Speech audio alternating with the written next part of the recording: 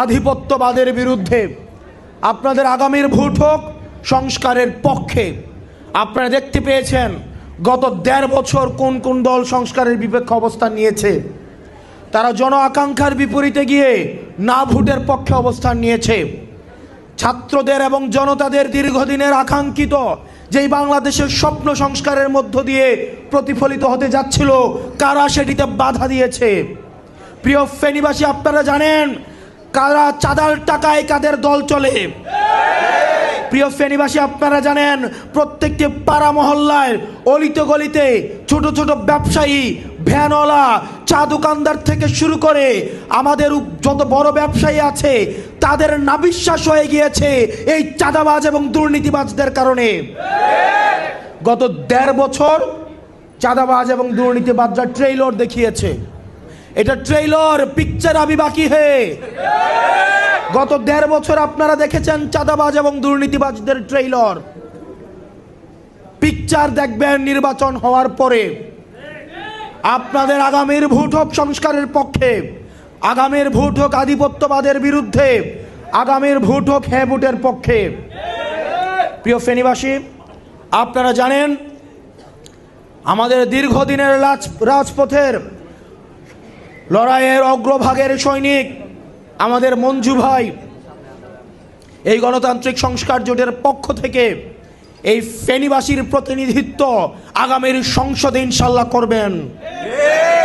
আমরা বিশ্বাস করি এই ফেনীবাসী কামার কোমর প্রবাসী খেটে খাওয়া মানুষ, যারা প্রতিনিয়ত নেতা বানায় কিন্তু নেতারা যাদেরকে মানুষ মনে করে না, এই ফেনীবাসী অবশ্যই অবশ্যই মঞ্জু ভাইকে সমর্থন দিয়ে সংসদে নিয়ে যাবে ইনশাল্লাহ।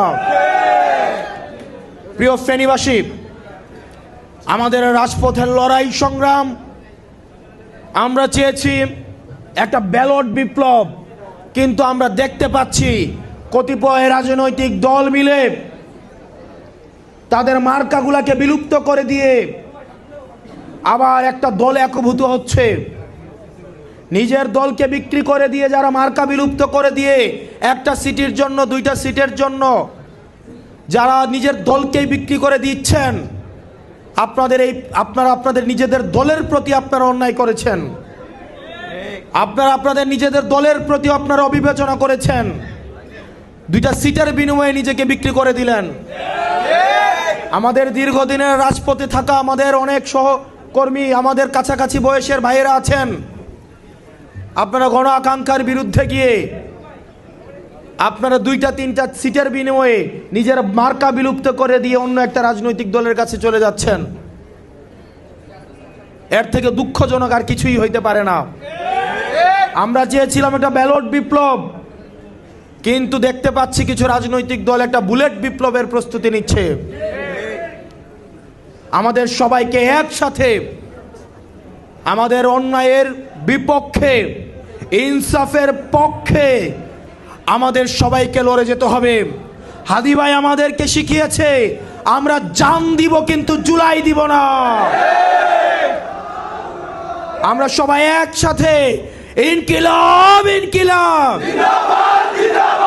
আপোষ না সংগ্রাম, দালালি না রাজপথ, দালালি না রাজপথ, ইনকিলাব ইনকিলাব।